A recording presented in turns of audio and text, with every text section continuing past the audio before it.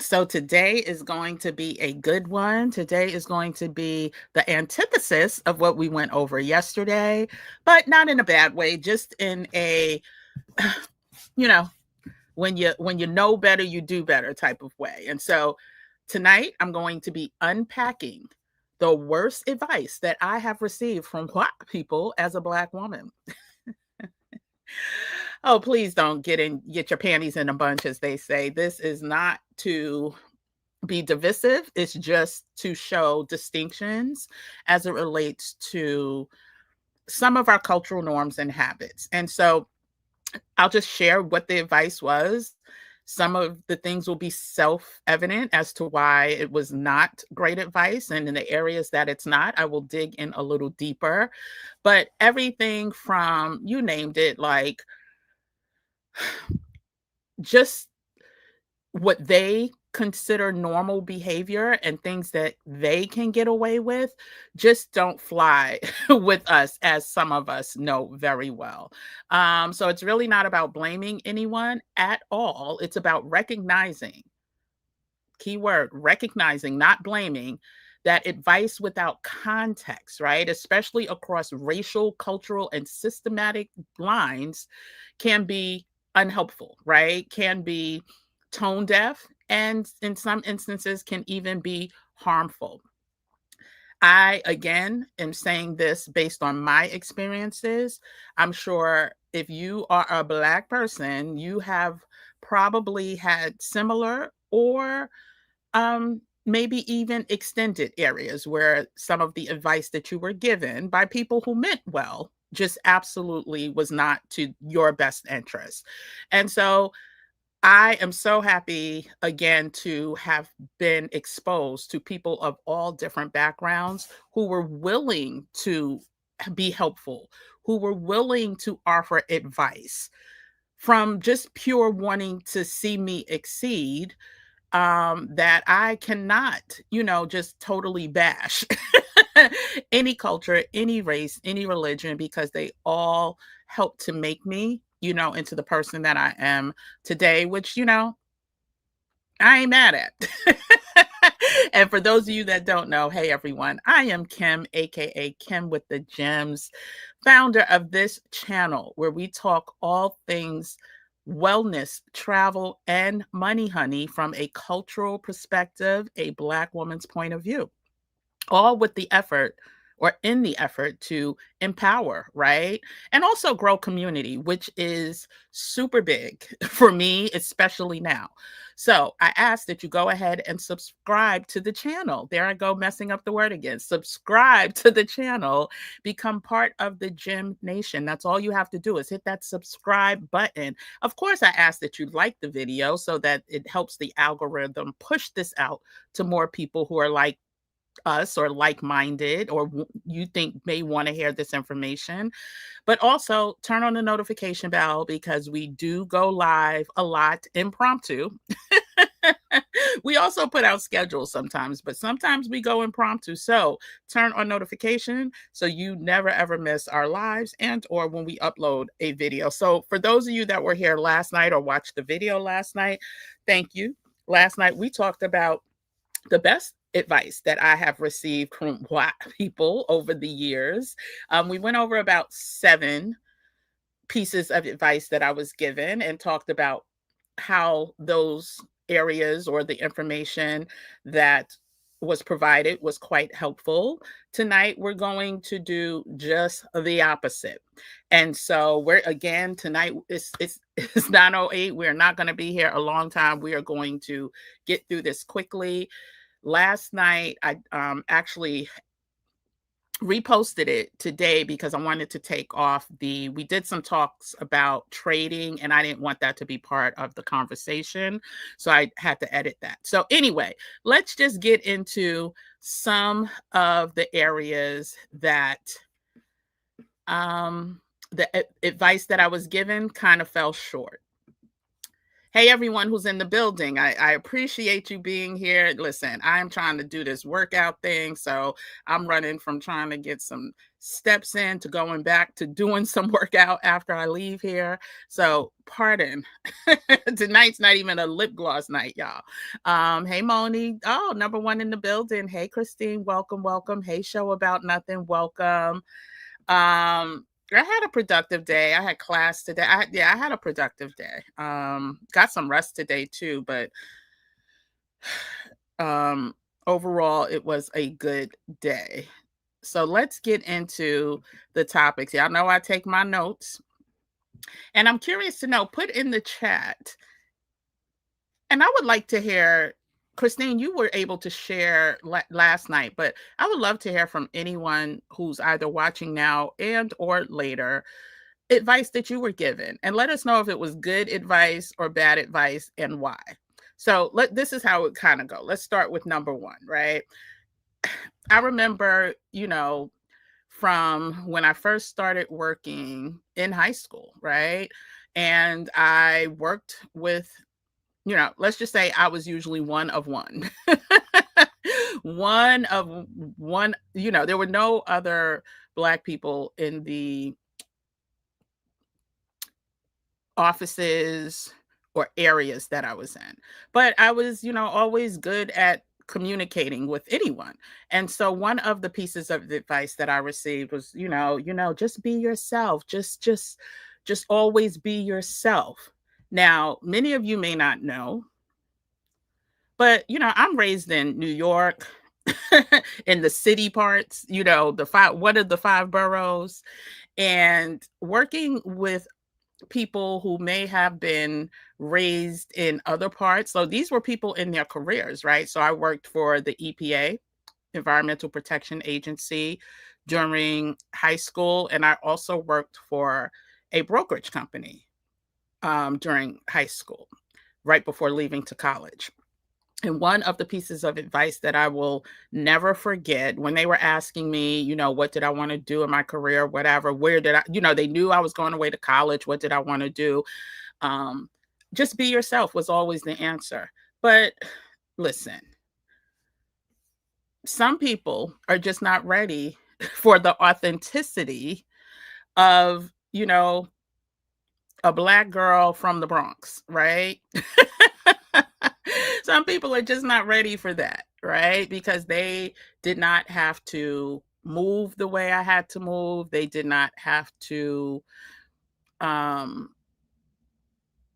and it wasn't really, they just were not, including my dialect. Let's just go there. Just how I speak as a New Yorker. If you are from the Midwest, that could be intimidating to you. Now, I am not saying that, I ever switched up, right? Because then it was weird because I had Black friends that said I sounded white, which it was a complicated it was a complicated time in my life when, my Black friends were like, you sounded white, and the white friends were like, a whole different vibe. But anyway, while authenticity, right, being your organic self, your natural self is powerful, and I 100% get what they were saying,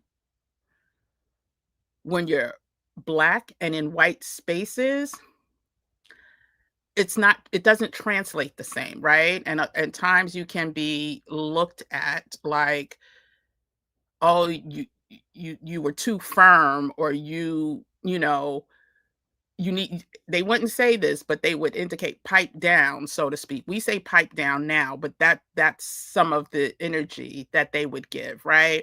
And so understanding that they meant well when they said just be yourself would not have translated to success, especially in the workspace. Now, when I get back home or around my people or whatever, absolutely 100%,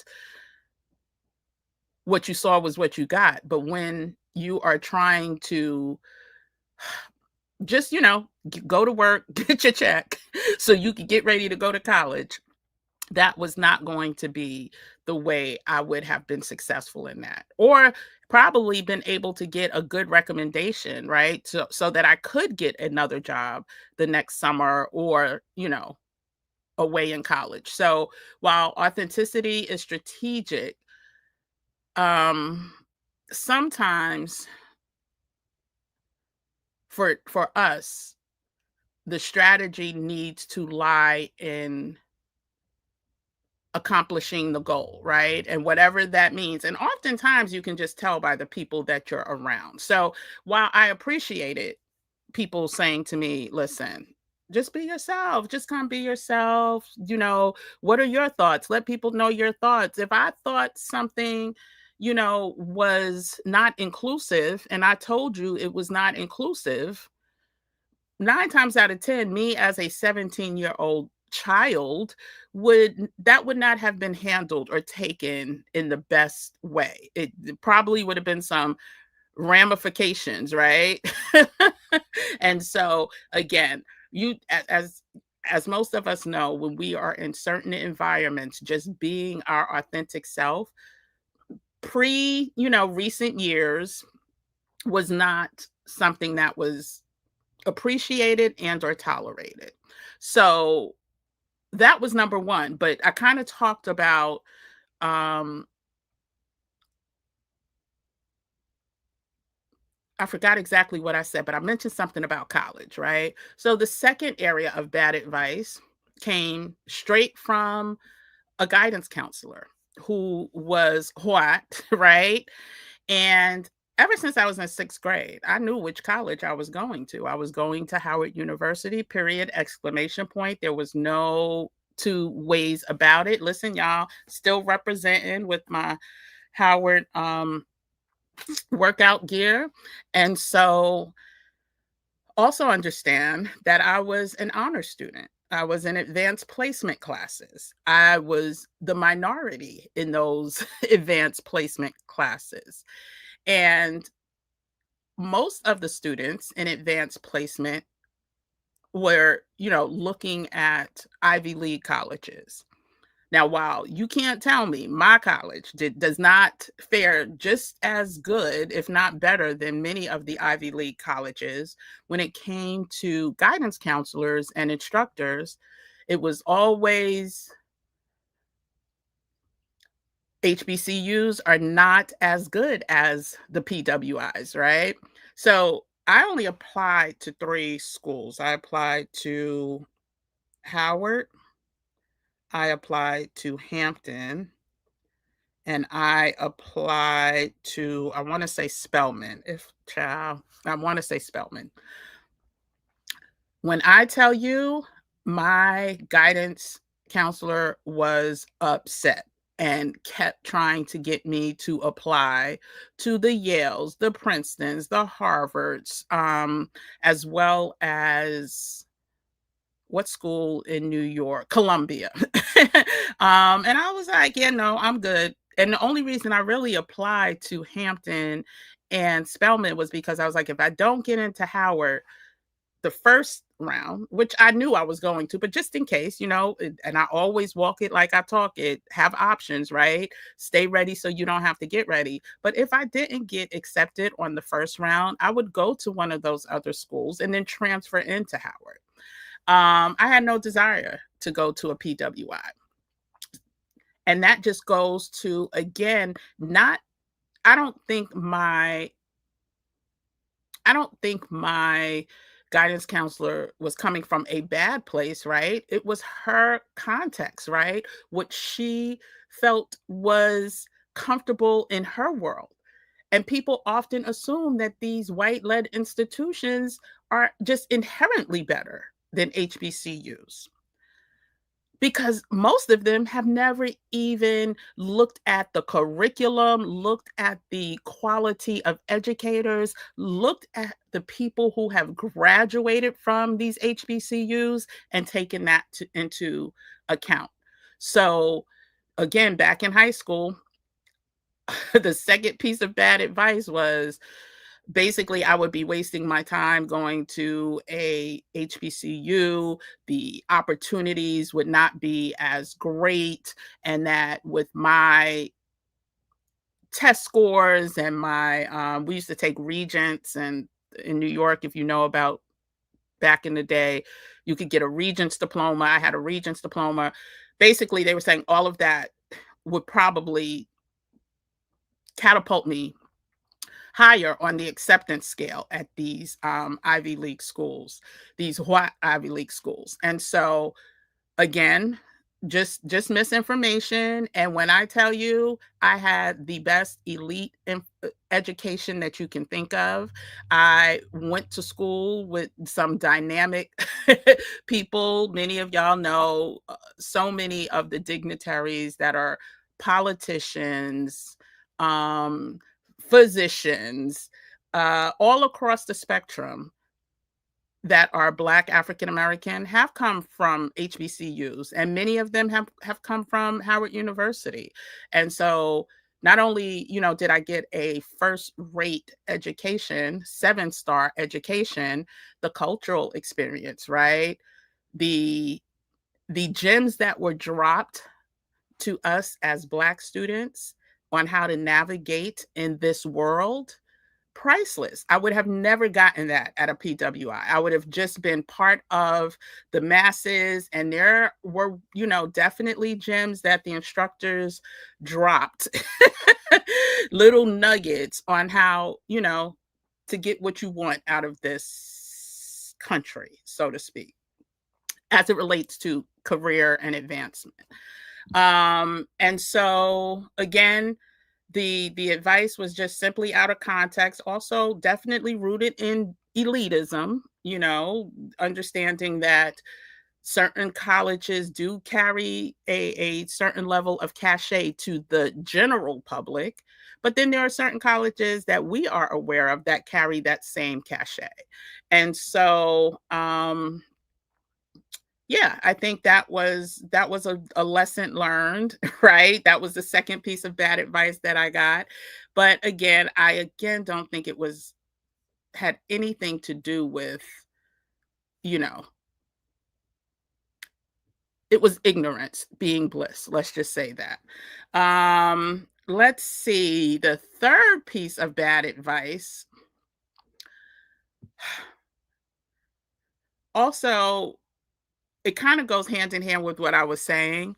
So the special gems that I was blessed to receive by going to Howard University taught me how to deal with this piece of advice, right? Always, especially working in mm, a area of media that serviced Black people, when I would have to go out to speak to clients, speak to um, but whatever run the gamut, right? Of whoever I had to speak to, it was to downplay the race card, right? So don't play the race card was something that was an unspoken rule, but sometimes very well spoken, similar to how it's being spoken today, in order to make certain people feel comfortable, right? They wanted they wanted a certain level of silence, right? They wanted to make sure that they were protected versus the truth being let out. And that was never like my goal, especially when you're going into places asking people to write a check to you or your company. Yeah, you don't want to call a person racist, but you definitely want to call out some inequities. And I kind of talked about it yesterday. There was no way I would be able to share with a client and or head of an agency that they were duplicating audiences or overspending in areas that was not targeting their customers or consumers, their customer base of Black people, without talking about Black people. There was no way I could eliminate the use of certain words that they would consider playing the race card and be successful in my job. And so I never spoke to my audience in a way that would be a sign of you are overtly racist, right?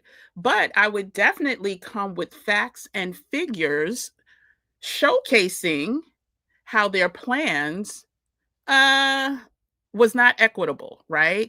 And especially if you're talking about us being at the time 13, 14% of the population, and you were spending 0.5% of your budgets, speaking to us. And so again, there was no way for me to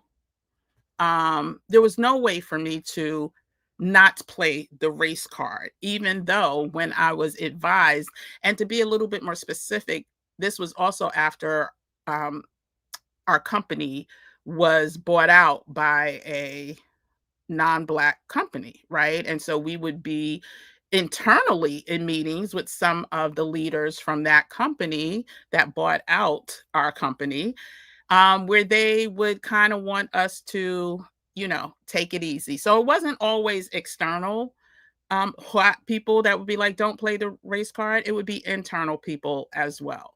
So again, just another piece of bad advice: no harm, no foul. Right? No harm, no foul. But just an area that I was like, oh, these are some things that unfortunately they will never understand. Uh, yeah, they would just never understand because they've never walked in our shoes. And so leading into that, which would be what, number 4? Oh, we're all just one race, right? We're one race, we're the human race. Yeah, but no, we're not. It sounds good, right? It sounds like a beautiful love song, a beautiful poem. Um, and in actuality, if people treated everyone like that, then okay, yeah, I agree. Because I do believe as you travel and you meet people that you may have had preconceived notions about other cultures, and you realize, oh damn, we are more alike than we are different. But overall, we're speaking specifically about this country where I received, and this would be from, some sales trainings. But again, I think a lot of times it was for them to have a sense of comfort, versus having to deal with complicated conversations that were actual. But yeah, it just led to them wanting us to be more colorblind than they were, right? And not be open to understanding Black lived experiences, which, listen, why not? Like, as a person who travels, I like to call myself a great global citizen. I seek out trying to understand other cultures when I go away and travel, and not to disrespect, but to engage with their cultures at their level versus trying to get them to be silent about, how they move.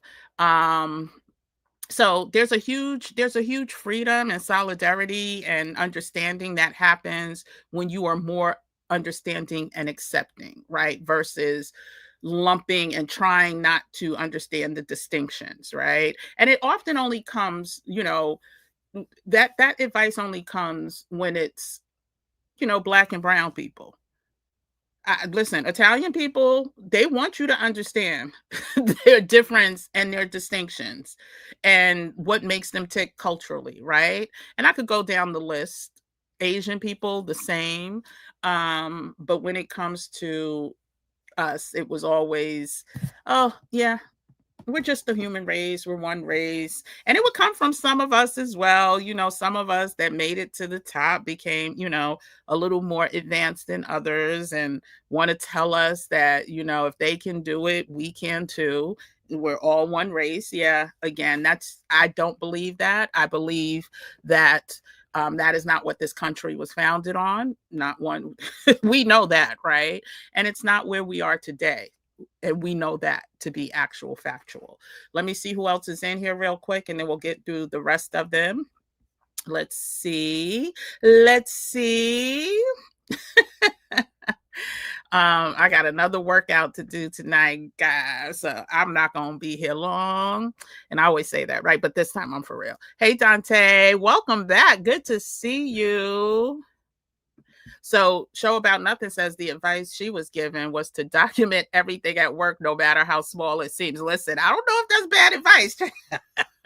Did a what person tell you that? Or did a sister or brother tell you that? But no, I don't. I think that advice, depending on who it came from, that may have been some sound advice because they may have known who you were dealing with. Hey, LJ, welcome, welcome, welcome. Did I miss Cynthia? Hey, Cynthia, good to see you. If I missed you, hola, hola. I know you are in your new place. I got to get to answering text messages and WhatsApp messages and Facebook, all of that.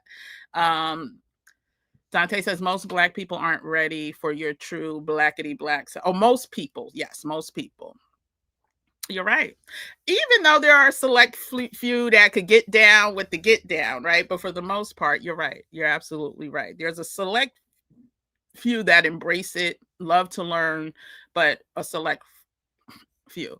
Christine says when you don't code switch in corporate America, they think you're upset and they ask what's wrong. Yeah, and that kind of also reminds me of, I don't know how many other, especially ladies, have experienced this, walking down the street, and even our own people smile, smile. Why you not smiling? Like literally, like being Black in America, most people don't just walk down the street smiling, right? That's just not it. We're focused on getting from point A to point B. We are trying to and let me speak as a New Yorker, right? Because I know in the South, people may not smile skipping down the street, but most people will, give you a hand wave, a head nod, a hello. But it's all in, how you were raised, where you were raised, what city, and what that energy was like. And I know people in urban areas usually are not skipping down the street smiling, right? And so, yeah, it could often make people think that you are not there's something wrong, like you're mad at something. Well, it's no, I'm just trying to cross the street. I got an hour for lunch. Leave me alone. Cynthia says, I worked on a Morgan Stanley project in Pasadena, your hometown. Yes, during the IPO of Facebook, two Facebook associates, is two FAs. I don't know what FAs is. Child. Sorry, Cynthia. And you developed great rapport, and the women foundational Africa. I don't know what that is. You developed great rapport, and the women made you go to your childhood home, and she took you there. Oh, okay. And two FAs. FAs are white people? Who are you talking about, Cynthia?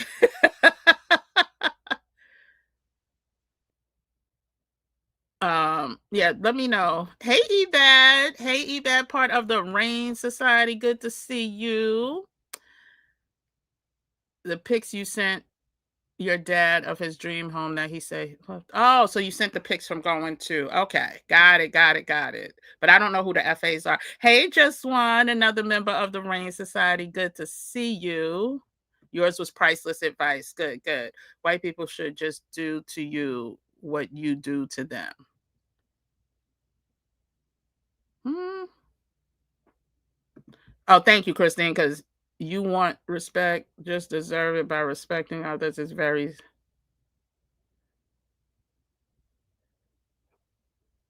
Let her rock, girl. Just ignore her. Just ignore her, Christine. Let her comment, increase the engagement for the channel, because obviously she made a left turn when she intended to make a right. Um, Advice was to pay yourself first. Thank you for saying that, Just One, because yesterday, I swear that was one of the things that, well, I had a list, I think I said of like 30 things that I wanted to talk about. And that was one of them. That was one of the best pieces of advice, that because that's what they did, right? They paid themselves first, rather what they did with that money, right? A lot invested versus, running out buying a Louis bag. But yes, that's some really good advice. American Black people melded into de facto unirace in order to survive in this land. Yeah, you have to assimilate. Listen, that's what most people do. I don't know if I ever told y'all, I had a friend growing up who was Dominican. I did not know she was from the Dominican Republic until I went to her house. We were kids, and her parents' first language was Spanish. And I was like, what? Now, listen, she was a couple shades, maybe my shade, maybe a shade dark. I don't remember exactly, but we are the same, close to the same complexion. At the end of the day, um,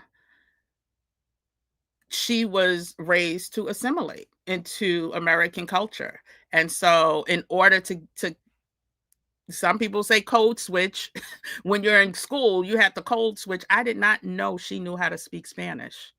Right? That was the weirdest thing, and we were together all the time in school. So, yeah, it happened with so many Black and brown people. Oh, financial advisor. Okay, good, good, good. Good, good, good. QQQ. Check your email you sent to Rain supporters going to your email address. If you sent it today, I haven't checked email today, but I'll be sure to check. If you sent it before today, I was on email till like 2 o'clock in the morning last night or overnight. So I'm gonna need you to resend it or send it to my Gmail account because I didn't see it. But if you sent it today, I haven't checked. Yeah, so let's get back into the other areas. I think I only had like 5 areas, maybe 6. I think I had 6. So let's go ahead. So I talked about um just being yourself, right? I talked about not playing the race card. I talked about not going to a HBCU, but going to a PWI because it would be a better investment. It would get me more opportunities, et cetera, et cetera. And this is without her even knowing what my, like I literally said to her, this was the weird thing. I wanted to be like the first Black justice. Oh my gosh. Why did his name just escape me? Oh my God. Oh my God. He was Thurgood Marshall. Thank you so much. I don't know what it was. I know this man, like I know I read every bio he's had. So the fact that I wanted to be like Thurgood Marshall, and you're telling me I need to go to a PWI when this man went to Lincoln University undergrad and Howard University for law school, just they didn't get it. They did not get it. What was I gonna say? Oh, so yeah, so not to play the race card, definitely go to a PWI. And then next up is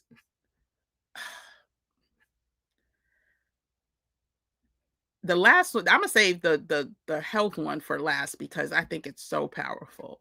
But let's go on to we talked about we're all one race, right? The human race. That was the other one. So next has to do with if you work hard, you'll be rewarded. All you got to do is work hard, right? Now, I happen to work, and I'll use the Black company that I worked for that showcases that is not always true, right? And then I'll take it to the white person who provided that bit of advice. But the company that I worked for was known to hire friends and family. That ain't had nothing to do with education, nothing to do with working hard, nothing to do with skill, nothing to do with qualifications. All had to do with who you knew, right? What's the saying? Your network is your net worth. That applies more for them than it even does for us. So it's no, all you have to do is work hard was not good advice. And I heard that all the way from, junior high school through high school, from hot teachers, right? That all you have to do if you work hard, you know, whatever you need or want will be gifted to you or given to you, or you will have earned it. And no, sometimes it's all this world is based on negotiations, right? It's based on strategy. And I always refer us to what is going on in the country today. I refer to what is going on in the country today. The people that are capitulating, right? The people that are doing what the powers that be tell them to do will be rewarded. It has nothing to do with hard work, right? And that's what this country is truly, I won't say it's founded on, but it's definitely ingrained in the blood, in the veins, in the heartbeat of this country. And so hard work alone definitely does not overcome racial biases, y'all. Does not overcome nepotism, and it damn sure does not overcome structural barriers that they've put in place. And so when we hear things, you have to work 10 times harder, what I've come to learn, no, it's not just working 10 times harder, like putting in 10 times amount of hours or anything like that. It's about 10, working harder, negotiating harder, right? Um, Strategizing harder to be able to bob and weave through these systems, right? And advocating in a way that gets you what you want without them feeling like you are, or without you hurting their feelings. Let's just say that. And so that's how I interpret, like, you have to work 10 times harder to get half of what they got, or 10 times harder to get what they have. It's not just about reps and putting in hours. It's about the negotiations, the strategy, the things you have to know and study and research in order to get ahead. That makes it 10 times harder, the work that we have to do.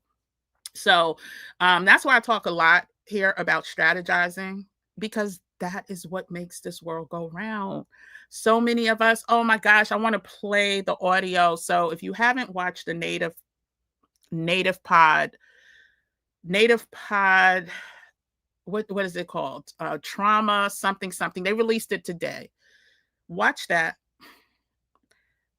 When you watch that, and especially if you're an OG Jim Stone, part of the OG member of the Gym Nation, y'all will be like, damn that Kim. Kim must have a direct line to the higher powers, because now poor Tiffany Cross, who cried like a baby based on what's going on in her current hometown of DC, is like, I need to get out this country. Like, I'm fearful. Like, she was not fearful before, right? Now it's like, I don't know if there's a solution. Now, this is not to say, listen, there's not I'm not saying you too have to move, but what I am saying is people who have been fighting the good fight at a very high level are seeing that this is no joke, right? We're going to have to strategize more than ever. We're going to have to advocate for ourselves more than ever. We're going to have to build communities. They even talked about that. They talked about building their own cities or counties or towns. But before you can get to that, you have to build community.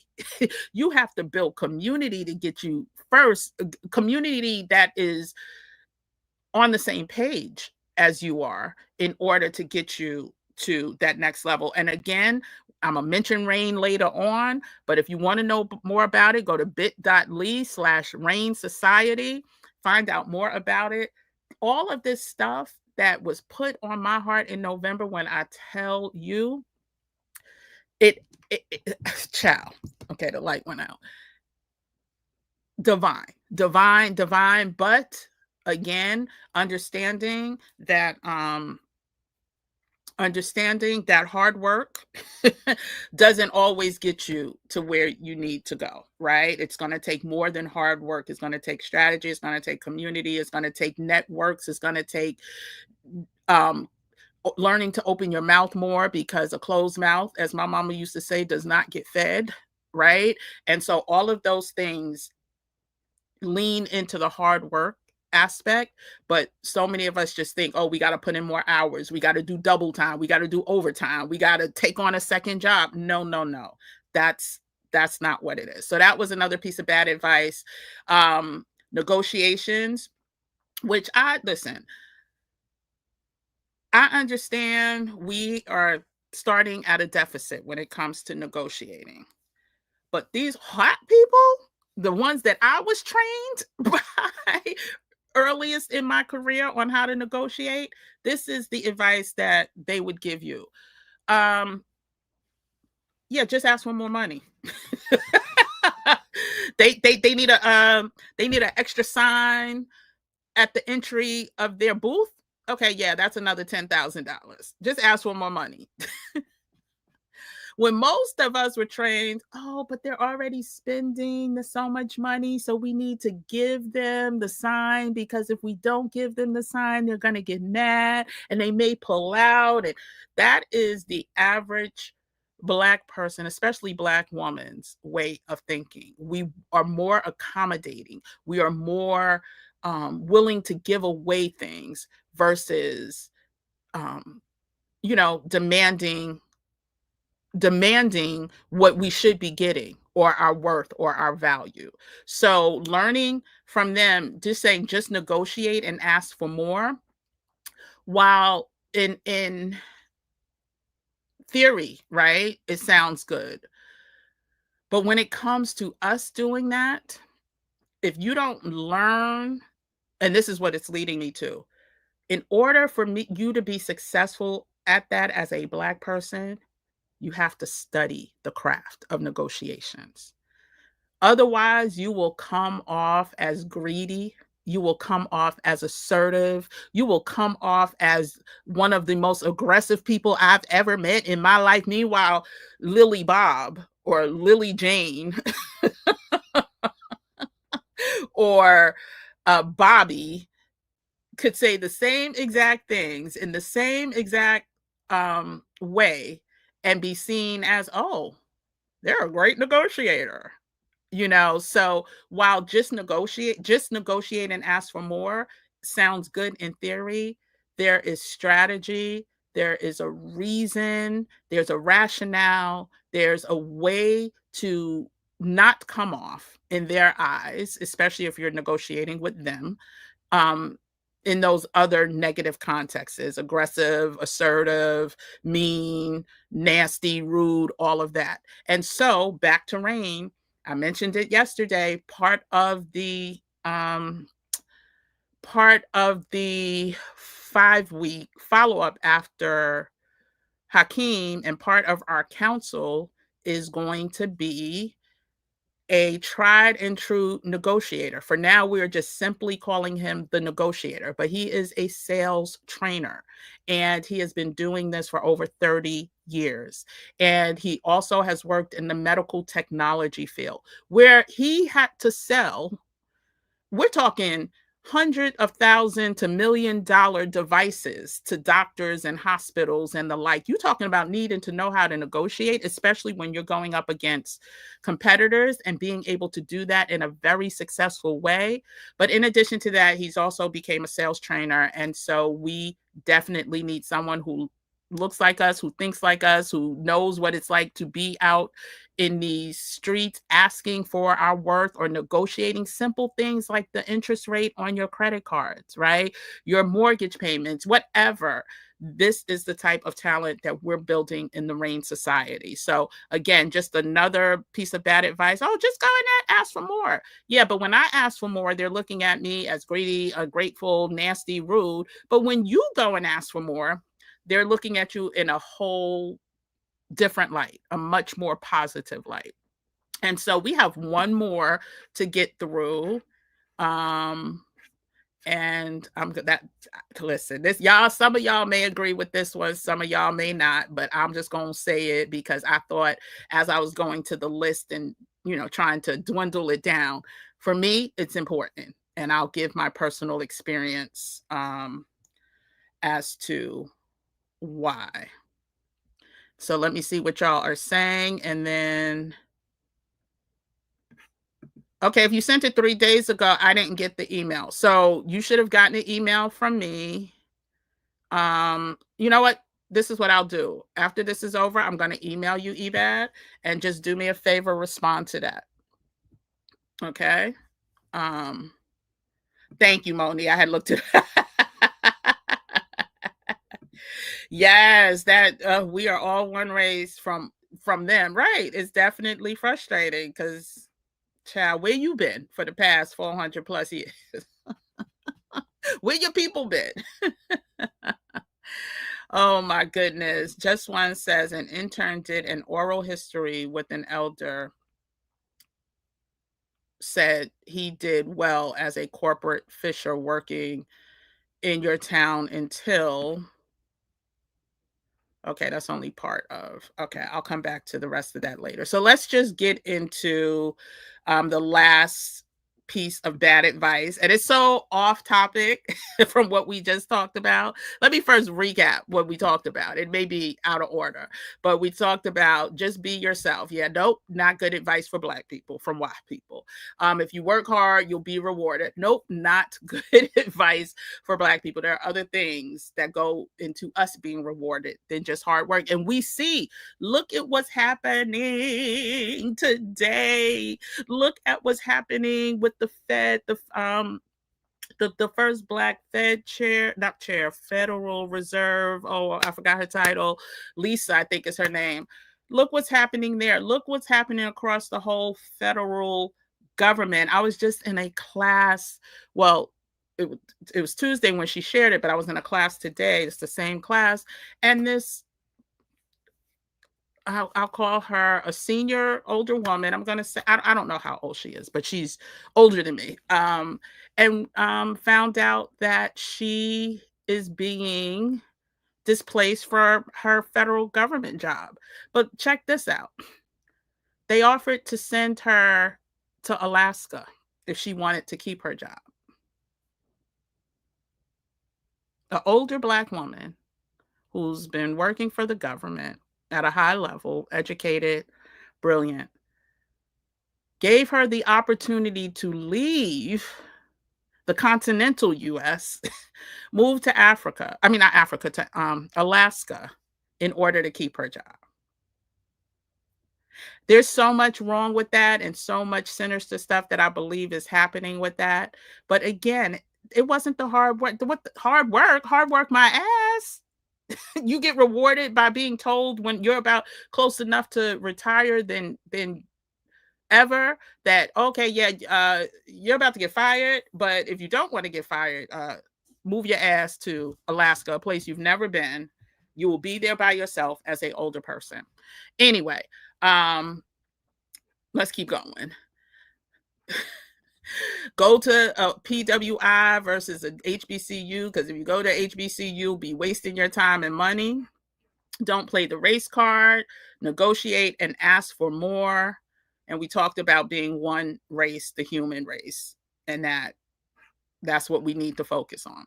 Now, the last area, oh, we'll be out of here, has to do with something that I've started doing, especially after I started going to Mexico on a regular basis back in 2022. So it hasn't been that long, but the difference is that it has made.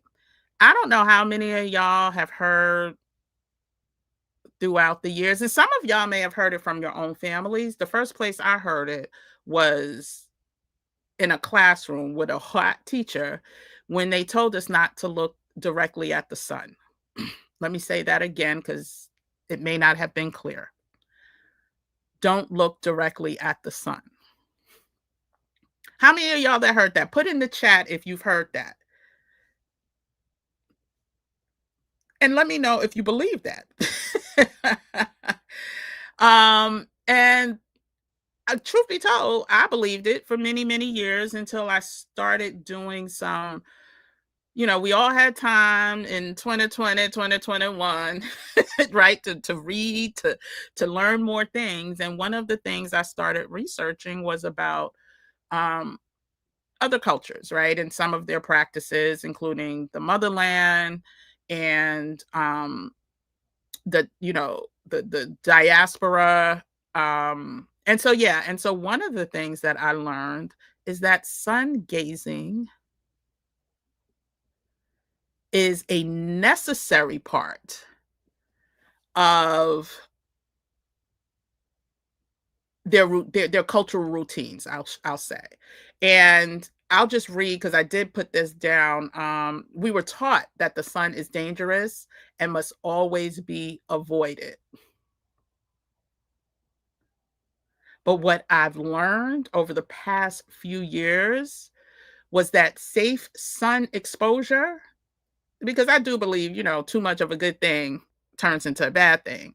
But safe sun exposure is ancestral, it's healing, and a form of reclaiming our wellness outside of the Eurocentric fears that they try to instill, telling us that it's dangerous, right?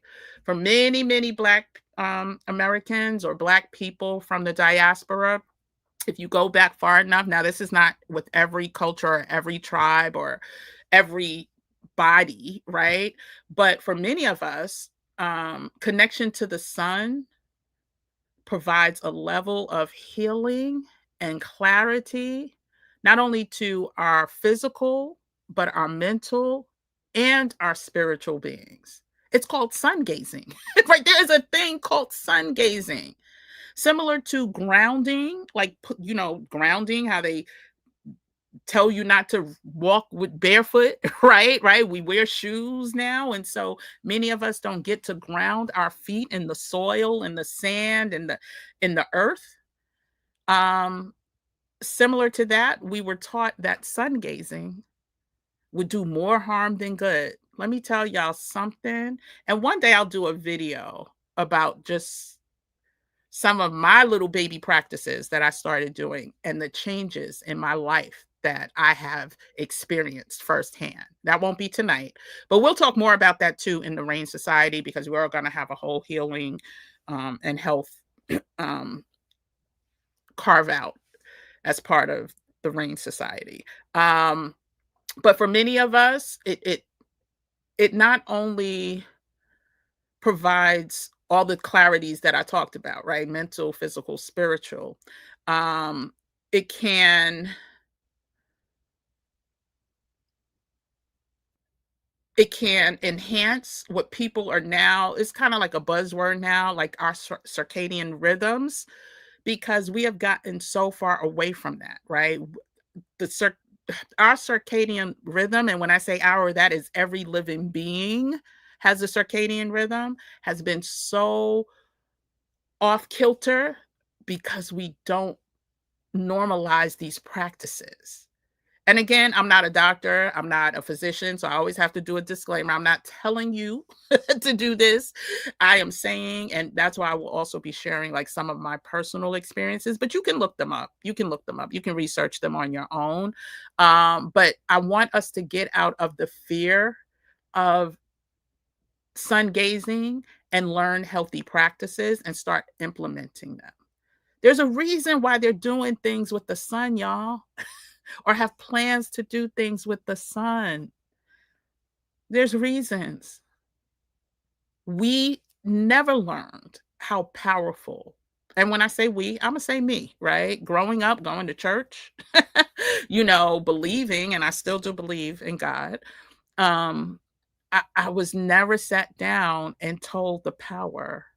In some cultures, the sun is a god, right? Now, I'm not telling you to go that route, but what I'm saying is the sun is positioned as one of the most powerful things. The way we talk about God, that's how certain cultures, and not cultures that are wonky, like these are cultures that have people who live very long lives and don't eat certain foods that we eat, like they have been it has been normalized to treat the sun as a god, whereas they want us to treat the sun as an enemy. And so that not don't look at the sun, especially don't stare directly at it, even with sunglasses on, is a bunch of malarkey. But again, do I think listen, I'm not a doctor, so let me speak on my behalf, and I'm sure some of you have probably experienced the same, but do your own research and, um, understand more about the powerfulness, the energy connection that being grounded and sun gazing can offer us. We've gotten so far, our ancestors used to do it. We got so far removed from this. And so I chose to add that because I think it's something healthy and powerful. And again, I will share later how some of that has been beneficial to me. Um,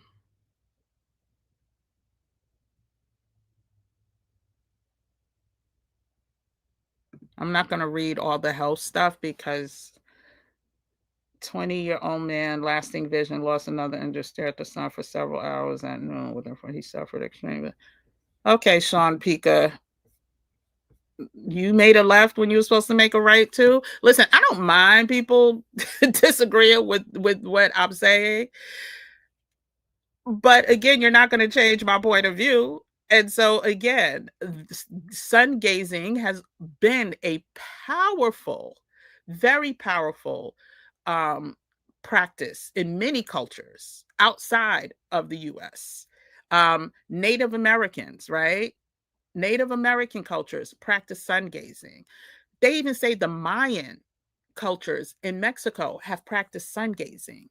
Many cultures in Africa, again, I'm not saying all of them because it's a continent, right? So many cultures and tribes in Africa practice sun gazing. And the list goes on. So you keep your shades on, girl. Do what you need to do.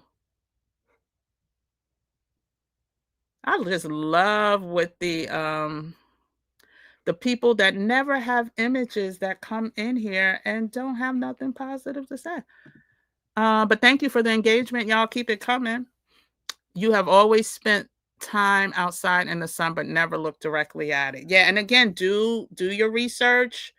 Do your research. Sun is it's more than vitamin D, right? It is definitely vitamin D, which many of us who have melanin, that so many of them want and pay for.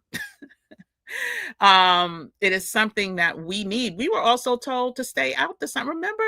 And I think Christine, you and I even talked about that. We were brainwashed to think that to stay out the sun or we're going to get dark or something like that. You think when people start brainwashing you certain things, it's usually for their benefit, right? It's not to look out for you.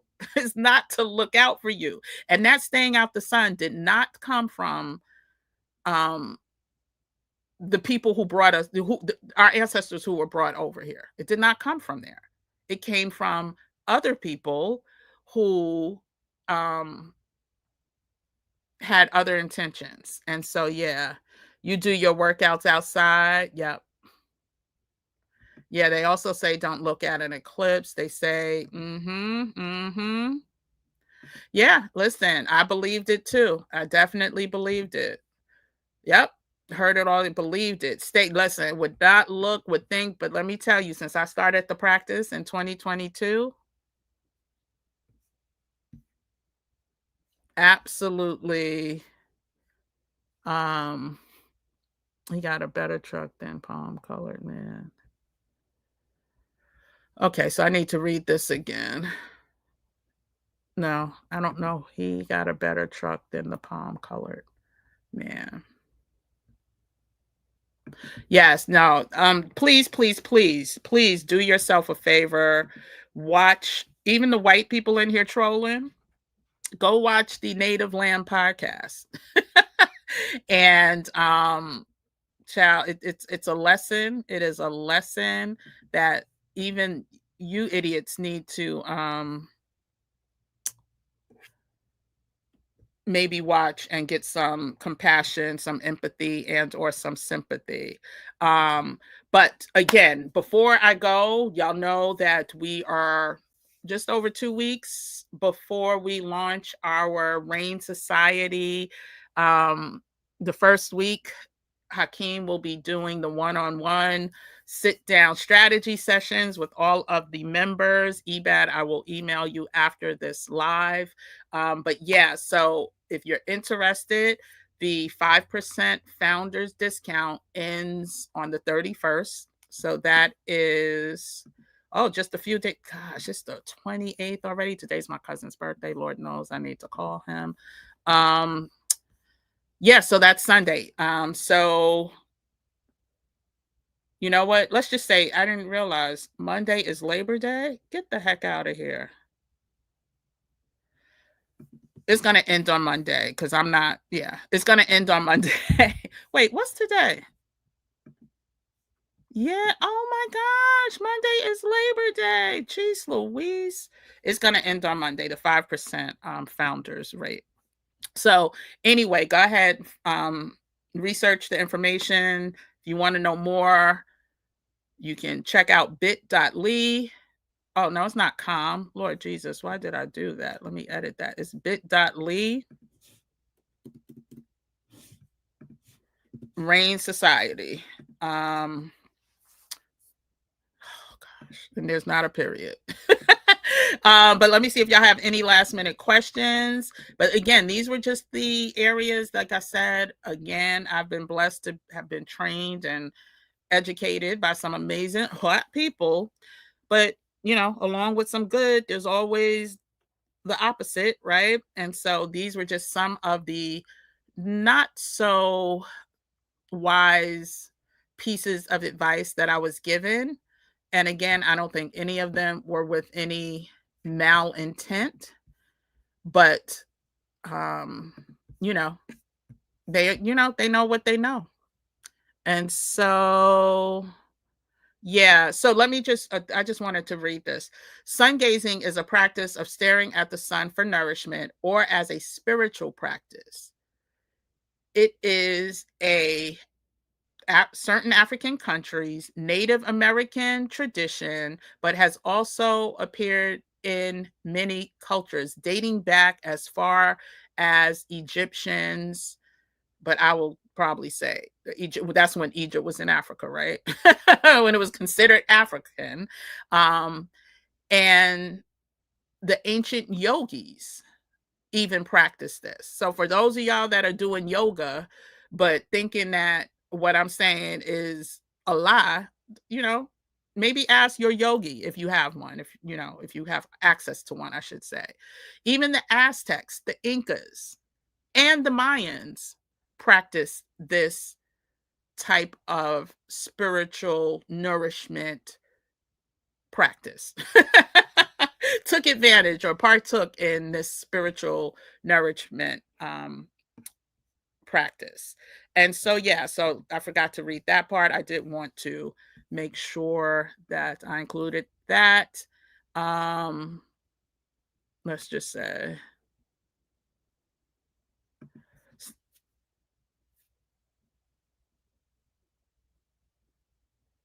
oh, wow. So sorry to hear that, Ghostwriter.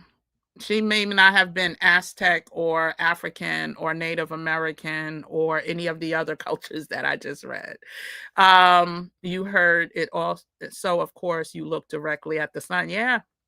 Yeah. And again, there's ways to do it, right? I'm not saying just go and keep your eyes wide open and just, you know, at the height of the sunrise or the day. Usually, from what I've read over the years, most of the times it's practiced during sunrise or sunset. Um, and there's reasons for that. And again, I'll talk more about that in another. Child, let them people rock. As long as they don't call nobody out their name, let them rock. Just ignore them. I promise you, they go away. I promise you. Moni says she's seeing smoke coming from Christine's ranch. But anyway, it's 10:07. We did an hour, just a minute or two. What is it? An hour and 4 minutes, I'll say. And again, tomorrow there are two things. I really wanted to talk about the Native Land podcast because it was so moving. But what I will probably do is give y'all a day to watch it. Tomorrow I may come back with what a week, what a week. What a week in Black news. And then on Saturday, I forgot this is Labor Day, but it's child, I'm supposed to go to this anyway. But yeah, check the community tabs, and I will let you know tomorrow. When it won't be late, it will be earlier in the day, and I will probably post it late tonight, the time that I'm going to come on tomorrow. So anyway, thank you for tuning in, guys. I don't see any questions. I don't see any more comments. I think I caught everyone. If I didn't, blame it to my head, not to my heart. And I will see everyone tomorrow. And Ebad, be on the lookout for an email from me that you can just respond to with whatever questions you have. Anyway, take care, everyone. Have a good night. Talk to you later. Bye.